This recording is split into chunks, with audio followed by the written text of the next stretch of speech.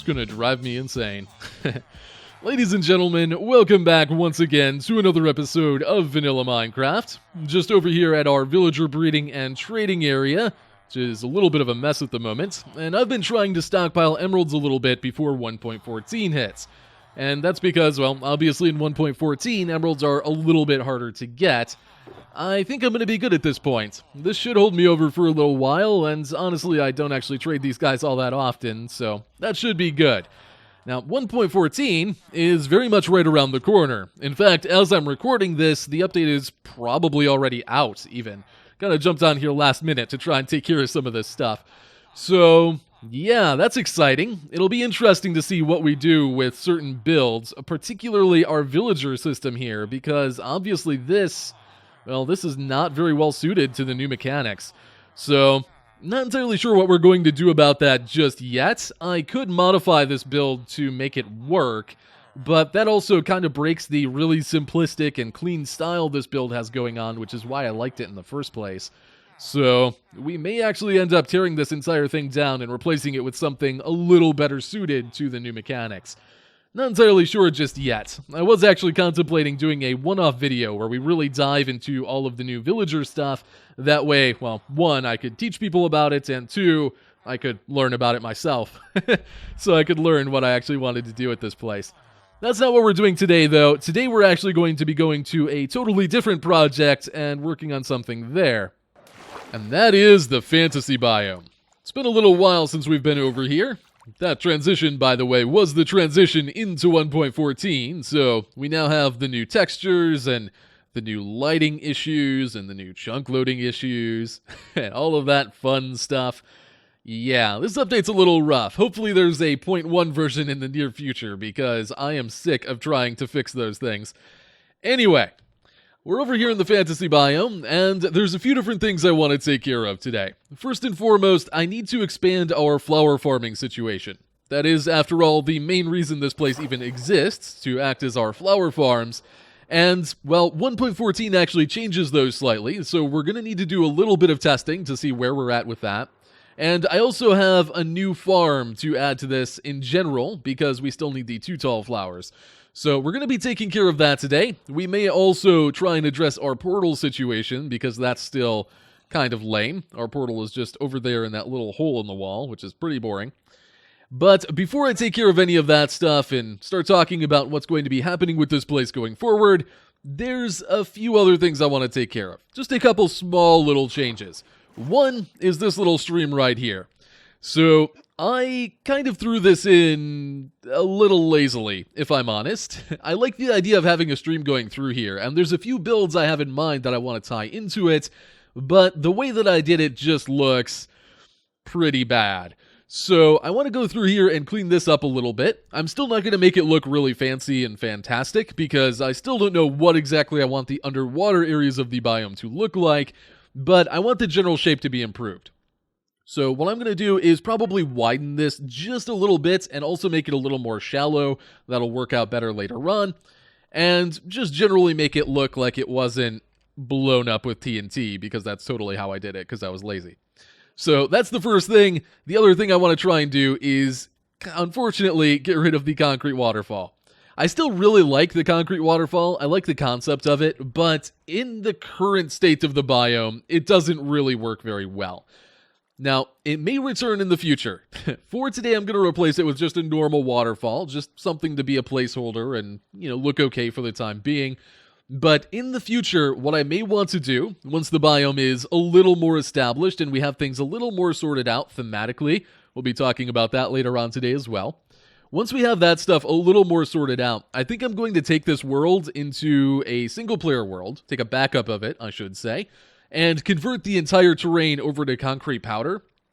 And I want to see what that looks like, because in my head, that looks really cool. It's going to look like, a super cartoony, really vivid, fantasy-like place, and I like the idea, but it's not something I want to dive into if I'm not sure that I'll like it.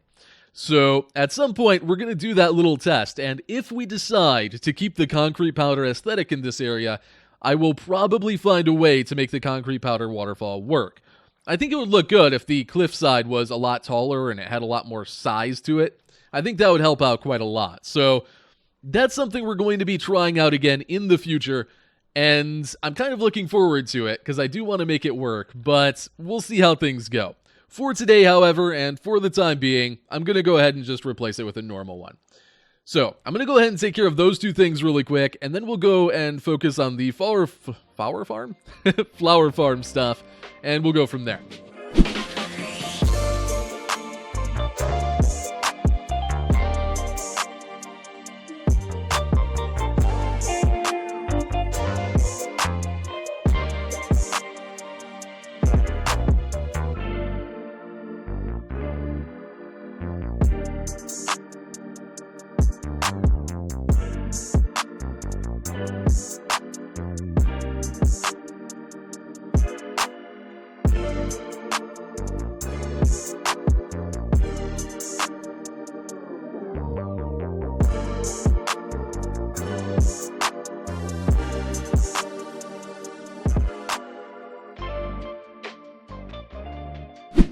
So I have completed those two things. I gave our river a little bit more shape, though it still could use a little work, I think. And I also got rid of those ugly edges that it had, made it a little bit more of a shallow stream. I also opened up the exits out to the ocean a little bit more, because eventually we're going to try and tie that into some cool builds. So, obviously this still looks relatively plain. I could go through and add some more materials to it, and stones and stuff like that. I wanted to hold off on that until we get to the point where we're adding builds to the stream itself and tying it into the environment a little bit more, just because there's still a good chance I might need to tweak some things. And I also realized our main pond area over here, I haven't really been here much since 1.13 hit, because I'm a slacker and haven't really been doing stuff. And yeah, it's really apparent how bland it looks now. I mean, it actually kind of looks cool from the sky when you look down on it. But we're probably going to have to figure out what we're doing with all of this underwater area here pretty soon, because it does look a little strange.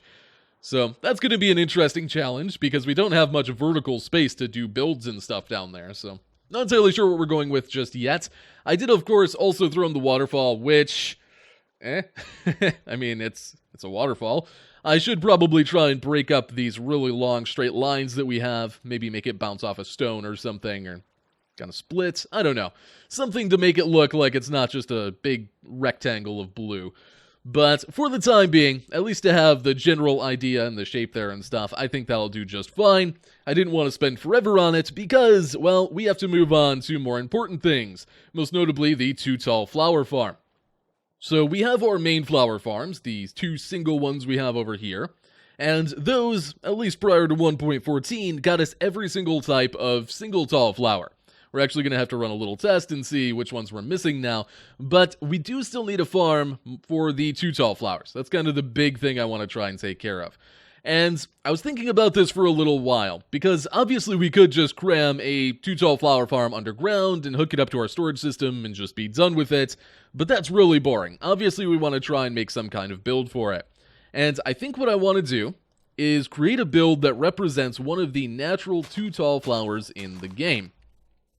So I was looking at these options for a little while, and the sunflower is one that I really like the idea of. I think a giant sunflower could look really cool.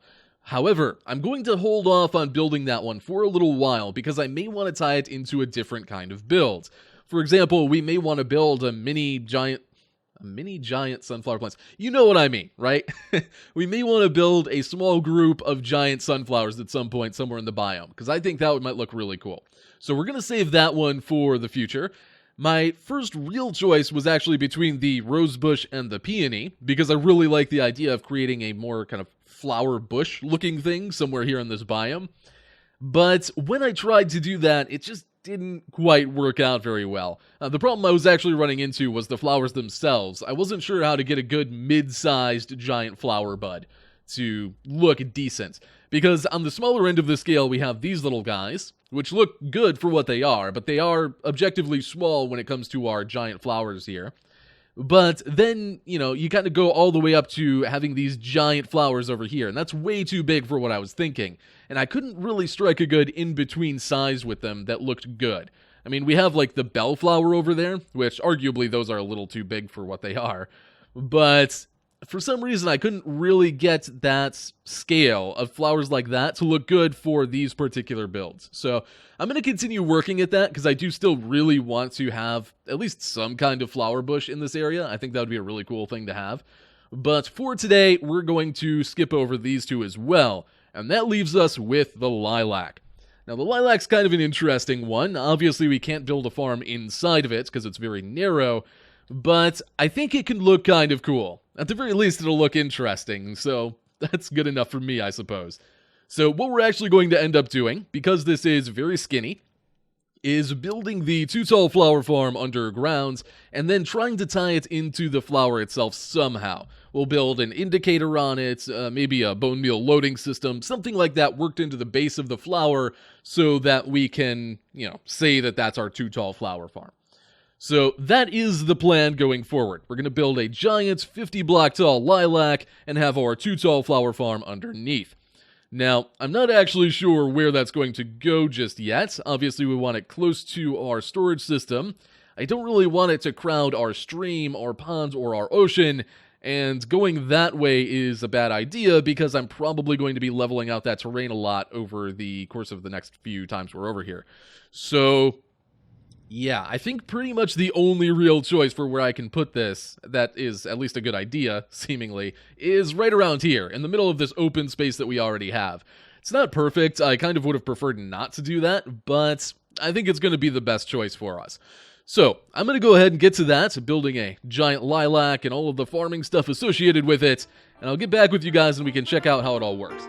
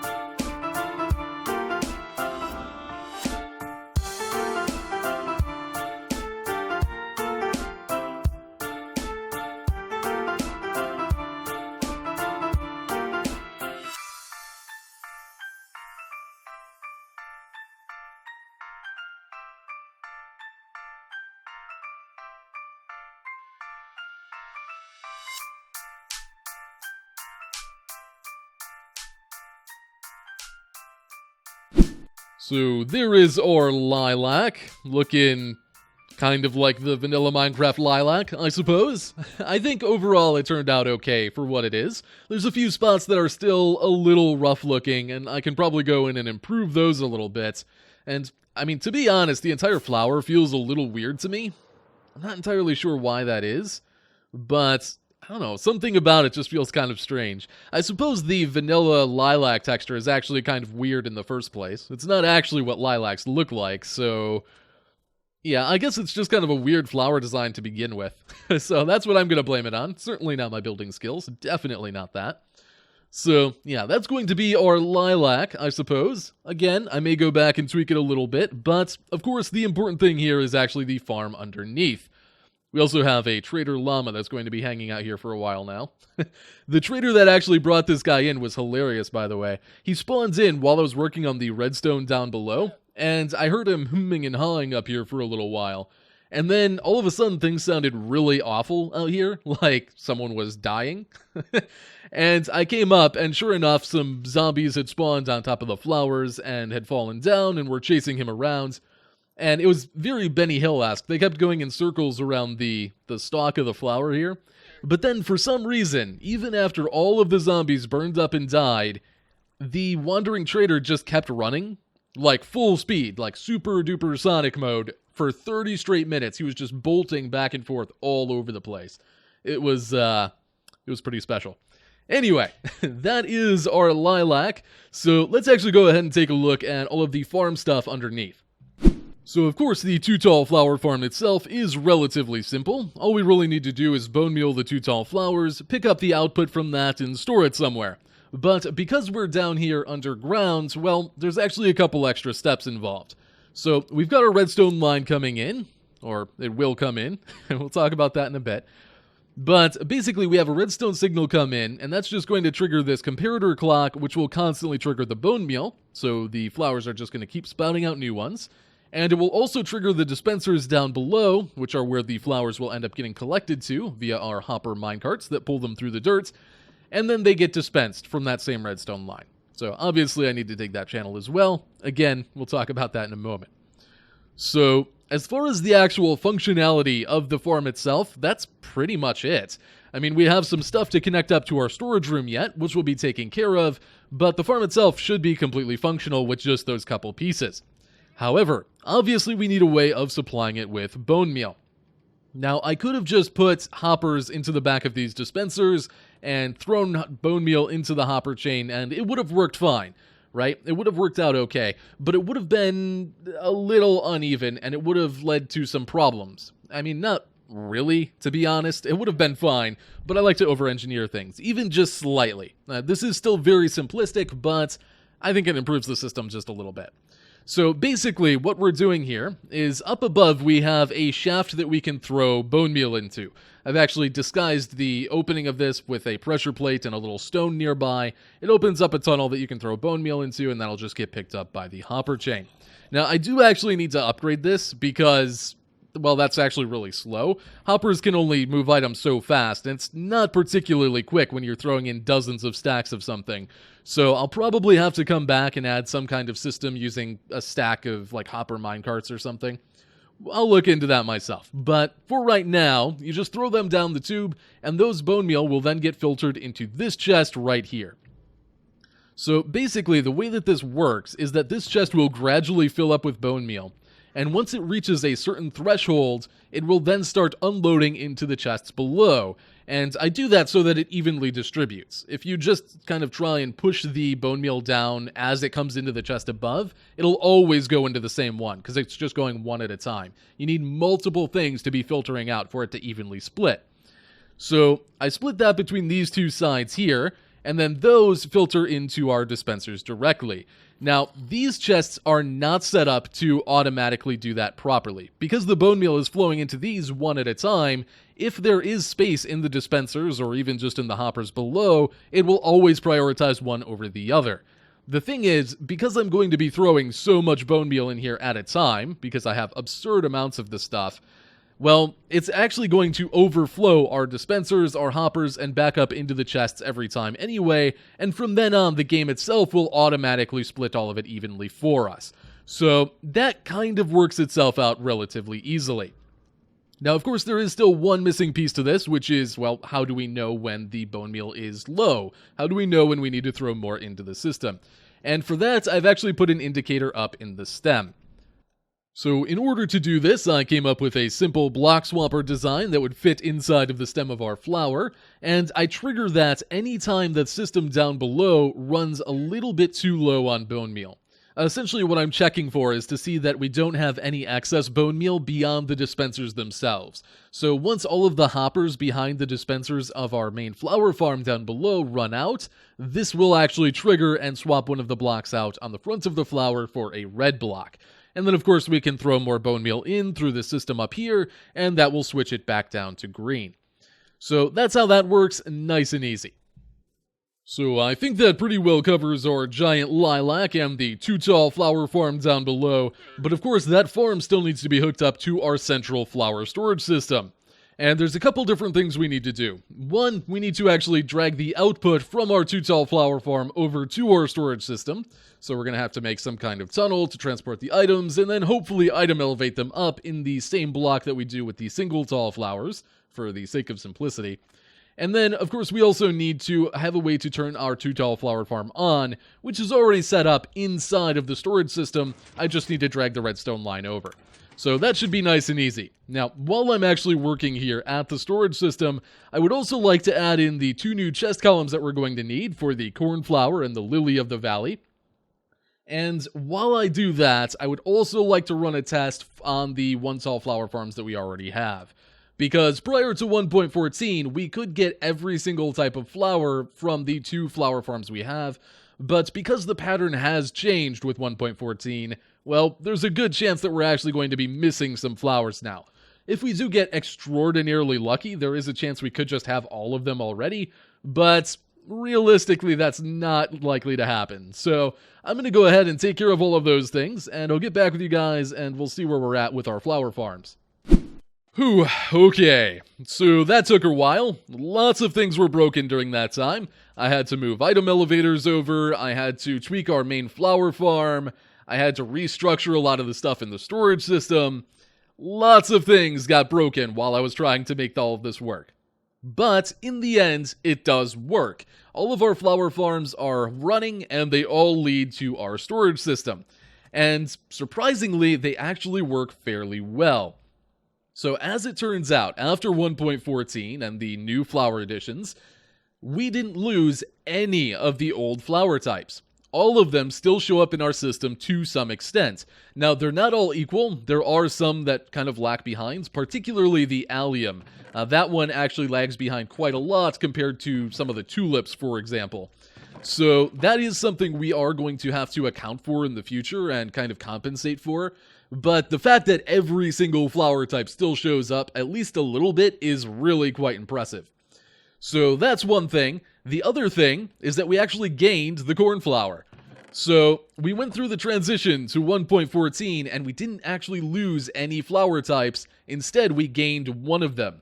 At this point, the only naturally gatherable flower, if you don't consider the wither rose naturally gatherable, is the lily of the valley. There we go. Had a brain fart for a moment. The lily of the valley is the only one that we cannot farm currently. Every other flower in the game we have easy access to, even if it's slow. So at some point we're going to need to make one more flower farm to get the lily of the valley, and hopefully also squeeze in some of the other flowers that we are particularly lacking, and that will be fantastic. At that point we'll be good to go. I will say, however, that before we add anything else to this farm, we really need to upgrade the storage situation. Because this storage system, both in filtering, but more importantly in actually just getting the flowers over here, is nowhere near fast enough. I didn't actually think that either of our flower systems here were that quick, but apparently they are, and they really back the system up quickly. So that's something we're going to need to address, and I think I have an idea of how to solve it, but it's going to take a little while to sort out. So that's going to be saved for another time. There's also a few other little glitches here and there. Things like the water inside of our main flower farm over there. A lot of it's a little bit glitchy. There's a couple little dead spots that popped up after 1.13 that I need to take care of. So with all of that said, I do think we're going to have to call it here on this project for today. I know I wanted to get to the portal stuff, but honestly that's going to be a huge project in and of itself, and I actually think I'm going to end up making several portals throughout this area in all kinds of different builds. So yeah, that's actually going to be a big thing to figure out. We're definitely going to want to spend at least one episode focusing on that specifically. Now, before we head off, there is one last thing I want to cover quickly, as it turns night and I'm going to get eaten. And that is the concept for this biome.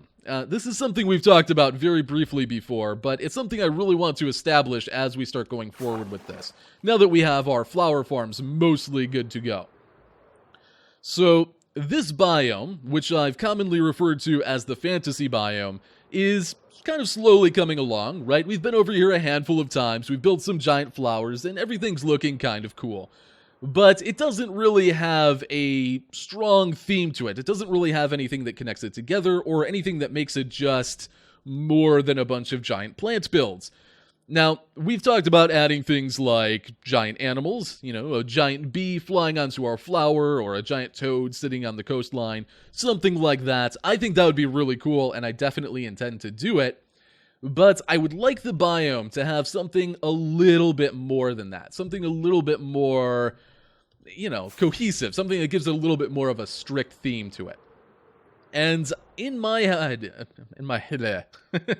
sorry, it's getting very late and I've been trying to record for a while. I'm quite tongue-tied. In my head, there are two main ideas that kind of pop up when I think about what could be the central theme of this place. Did I forget to block that in? See a hole right there. Anyway, there's two central themes that pop up. One is, I guess I would call it more of a classic fantasy type thing. I don't think that term actually means anything really, so it doesn't explain what I mean.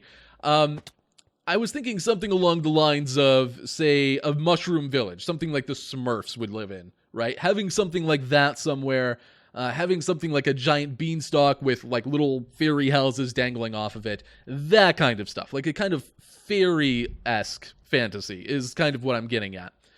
We could go that route, and I think that would be very, very cool. And that would definitely give us a better theme to work with. Hey, buddy. So that's one possible route, and we could add, you know, certain magical elements. We could have like a flower that has an aura to it or something. You know, there's a lot of stuff we could do in that regard. The other option that comes to mind is what I've been thinking of as the Alice in Wonderland style, which is where things are just completely insane and make no sense. You know, you might have a giant guitar laying against the hillside with musical notes coming out of it, or a giant teapot that has liquid kind of swirling up into the sky. That kind of stuff. The stuff that's just, you know, doesn't make any sense. It's like, where am I? What kind of drugs have I taken? Kind of thing, right? So that, I think, would actually be really cool as well. I don't know if it would necessarily fit with the whole giant flower motif. I mean, you could definitely make it fit, but that's the other thing that's been kind of going through my head. Those are the two that pop out to me. But, of course, if you have any suggestions as well, be sure to let me know. I would love to hear them, because I'm always at a loss with these things. And, yeah, I've rambled enough. I think we need to call it here for today. I also, just a brief heads up, intend to release a video in the near future explaining why videos have been so extraordinarily delayed. I've put that off for a long time. I think it's about time we had that little chat. So, just forewarning, that should be coming in the coming days. So, all of that being said, I'm gonna go. Thank you guys for watching. I hope you had a good time. Hopefully you like our kind of weird-looking lilac thing. And, well, I'll see you guys next time. Thanks for watching. Bye-bye.